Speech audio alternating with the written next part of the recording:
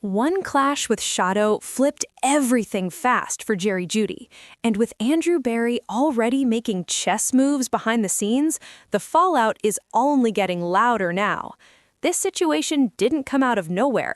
Barry and Jimmy Haslam are clearly looking ahead, and it shows they know this offense wasn't cutting it, especially if Shedeur is the guy moving forward. You can't keep blaming the quarterback when the pieces around him are cracked. Wide receiver is already high on the list, and the reason is obvious. If you're really building around a young quarterback, you give him real support, not excuses.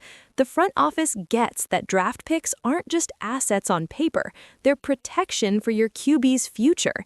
This isn't random planning or panic mode, this is a direct response to what failed on Sundays. Let's keep it honest. Shedeur didn't just need better wideouts, he needed a whole support system. Guards, tackles, a center, the basics that win games. Football isn't rocket science. If your quarterback is running for his life every snap and throwing to guys who can't finish plays, the results are gonna look ugly. Even with all that, Shedeur still flashed real potential when the blocking held up and the targets did their job. This team isn't aiming to barely sneak into the playoffs. They're trying to compete for real. That's not hype talk, that's common sense. Give a talented quarterback time and weapons, and the ceiling jumps fast. The Browns know this, and that's exactly why changes are coming. And now we gotta talk about Jerry Jeudy, because this part actually matters. When you clash with your quarterback during the season, you better back it up on the field, and that didn't happen. Drops, missed chances, and non-stop frustration were the headline instead. Meanwhile, Shedeur caught heat for interceptions, even though a lot of those came from receivers not handling business. If you're supposed to be the number one option, you gotta play like it, not point fingers. Jeudy talked, clashed, and now the numbers are speaking louder than the noise. That's why there's instant regret in the air, because the team is moving forward and it doesn't look like they're waiting on him. Sometimes it's not the loud breaking news that hits hardest, it's the quiet shift that makes you stop and listen twice, and this right here is one of those moments. This matters because it finally feels like the Browns are thinking clearly for once. The focus isn't on patching things up or hoping players magically improve. It's about real upgrades. Shedeur is not the problem with this offense, and anyone actually watching the games knows a young quarterback needs help, not pressure to carry everything alone. If the Browns are serious about 2026, adding a high-level offensive weapon makes perfect sense. You don't waste years asking a quarterback to survive with limited tools. You give him players who can separate, catch clean, and turn simple throws into real gains. Shedeur showed enough to prove he belongs, even when the situation around him wasn't right. He was playing behind shaky protection and throwing to receivers who didn't always help him out. Mistakes happen, no doubt, but context matters big time. When a pass hits a receiver right in the hands and still ends up incomplete or tipped, that's not on the quarterback. And this is where the frustration really kicks in, especially when it comes to Jerry Jeudy. If you're supposed to be the top target, you can't vanish when the team needs you most. Clashing with your quarterback during the season only makes things uglier when the production doesn't match the talk. That's where the Browns' leadership has to keep it real with themselves. Loyalty can't come before results, not in this league. If a receiver isn't helping the quarterback, then he's holding the whole offense back. Jerry Jeudy has had multiple chances, and the return has been average at best. Shedeur deserves more than that. It's time to bring in someone useful, someone reliable, locked in, and ready to grow alongside the quarterback. Replace the noise with effort. Replace the drops with consistency. Let Shedeur work with players who actually want to win. That's how this team moves forward. And sometimes the loudest message doesn't come from names or hype. It comes straight from the numbers. This is what happens when effort meets opportunity. You've got younger guys stepping up and producing the moment their number gets called, and that matters a lot. Shedeur needs dependable targets, not flashy names who disappear while a tight end in his first year becomes the most trusted option on the roster. That tells you everything. It shows the quarterback is making smart reads. It shows who's really putting in the work. Add Luke coming back into the mix, and now you're talking real balance. Why force throws outside when you can move the chains through the middle? Why not build an offense that actually lets your quarterback breathe? Shedeur's success is tied to protection more than anything else. This isn't complicated at all. Give him time and he'll find people. Take that time away and any young quarterback is going to struggle. That's why the offensive line matters so much. Guards and tackles aren't luxury pieces, they're survival tools. When the line holds, Shedeur looks calm and in control. When it doesn't, the whole offense looks rushed and sloppy. So what do you really want to see? Do you want to know what he can actually do, or do you want to keep guessing? How many drives have to get ruined by pressure before the message finally sinks in? What stands out the most is the honesty coming from the front office. They're not pretending everything is fine. They're saying it straight up. This offense needs work, and they're ready to invest in fixing it. That's the right mindset. You don't fix everything in 1 year, but you better start fixing the right things. If the line gets reshaped and Shedeur keeps building chemistry with players who actually produce, why can't this offense take a real step forward? Why can't 2026 be the year it finally clicks? The pieces are right there. The real question is this: will the Browns actually finish the job? And how long can a big name stay ringing when the results stay tiny? At what point does the money start asking its own uncomfortable questions? Because that moment feels real close now. The Jerry Jeudy situation shines a bright light on a problem the Browns have had for years, paying top dollar for players who don't deliver when it matters most. You can't just throw cash at someone and expect elite results to magically show up. That's not how football works. Jeudy is pulling in over $17 million a year, and yet catching the ball consistently has still been an issue. That's not bad luck, that's underperforming. When a player is supposed to be your go-to option and can't secure crucial passes, it puts unfair pressure right back on Shedeur.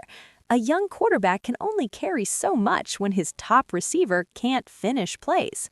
Shedeur's talent is obvious, and the potential is there for everyone to see, but momentum is hard to build when the weapons around him are unreliable. This isn't about one rough game or a bad stretch. This is about consistency, and Jeudy hasn't shown enough of it. What makes it worse is this pattern isn't new for the Browns at all. Look at the Deshaun Watson situation. Massive money tied up, and now he's stuck on the sideline because moving that contract would wreck the books. That's a tough pill to swallow. It feels like the same mistake playing on repeat. When you keep handing out big contracts to players who don't produce, you lock the team in place and slow down real progress. And this frustration isn't just about the players. Coaching and management have to own their share of this mess too. Stefanski has been around this offense long enough for better planning and smarter adjustments. Instead, we've seen confusing decisions about who to trust and how to use these expensive pieces. When your highest-paid wide receiver can't consistently help your quarterback, that's a red flag everywhere. It points to breakdowns in player evaluation and coaching strategy at the same time. And while all this is happening, Shedeur is left carrying a heavy load without the support system he should have had from day one. Now everything circles back to one thing: accountability. Not just from the players, but from the entire organization, because talent alone doesn't fix confusion, and money alone doesn't build winning football. If the Browns are serious about changing direction, this is where it starts. You can't keep pretending the offense will magically click if you just wait long enough. Waiting is how seasons get wasted. Shedeur has already shown he can read defenses, extend plays, and make smart decisions under pressure. That's not normal for a young quarterback. That's a foundation. But foundations don't mean much if you keep stacking weak pieces on top of them. What stands out now is how clear the message feels from the front office. They're not sugarcoating it. They're not pointing fingers at the quarterback anymore.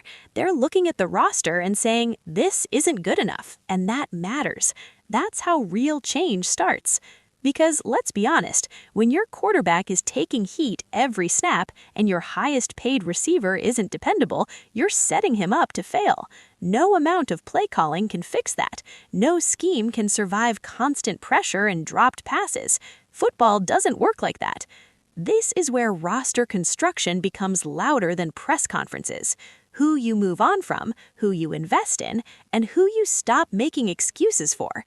Those decisions tell the real story, and right now it feels like the Browns are finally ready to stop protecting reputations and start protecting their quarterback. Shedeur doesn't need miracles. He needs structure. He needs linemen who can hold their ground and targets who finish plays. That's it. When those basics are in place, everything else opens up. The run game improves. The play action works. The offense stays on schedule. And that's why this moment matters so much.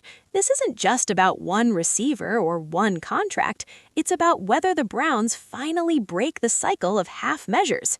Because if they do this right, Shedeur won't just survive, he'll grow. And once that happens, the entire direction of this franchise changes fast. This is the window, and windows don't stay open forever. This is where decisions stop being theoretical and start getting real. The Browns are standing at a crossroads, and every move from here tells you exactly what they believe about their quarterback.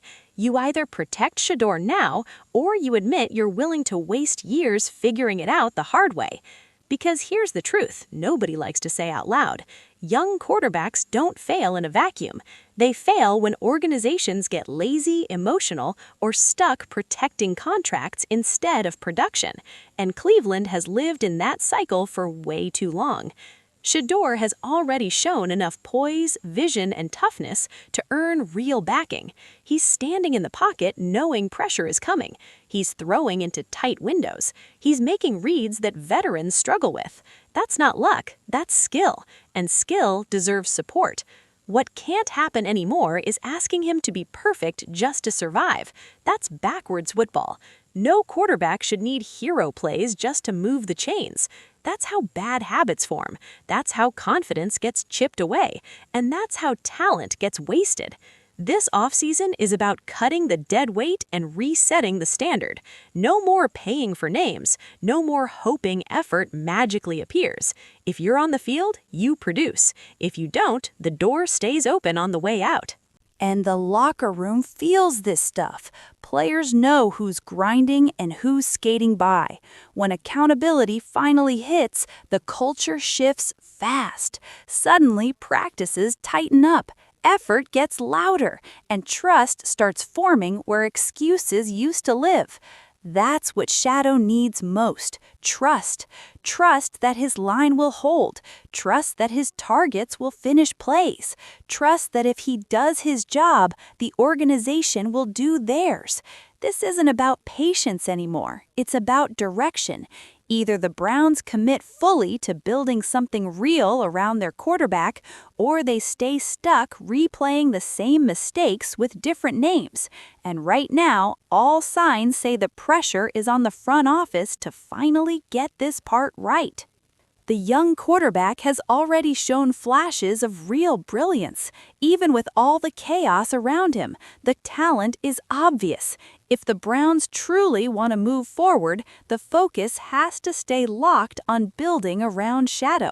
That means receivers who actually catch the ball, protection up front that doesn't fold every snap, and coaching that knows how to put the right pieces in position to win. Jerry Jeudy's contract and his on-field results just don't line up, and the longer the team keeps leaning on that situation, the more it risks dragging the entire offense down. This isn't personal, it's business. Names don't win games. Impact does. It's time for the Browns to stop settling and start demanding results. The real question is how long they wait before making those tough calls, because the clock is ticking fast, and Shadow deserves way better than this setup. If you've been rockin' with this breakdown, make sure you like the video, share it with your people, and subscribe for more real talk just like this. Drop your thoughts in the comments. Do the Browns finally get it right, or are they about to waste another window?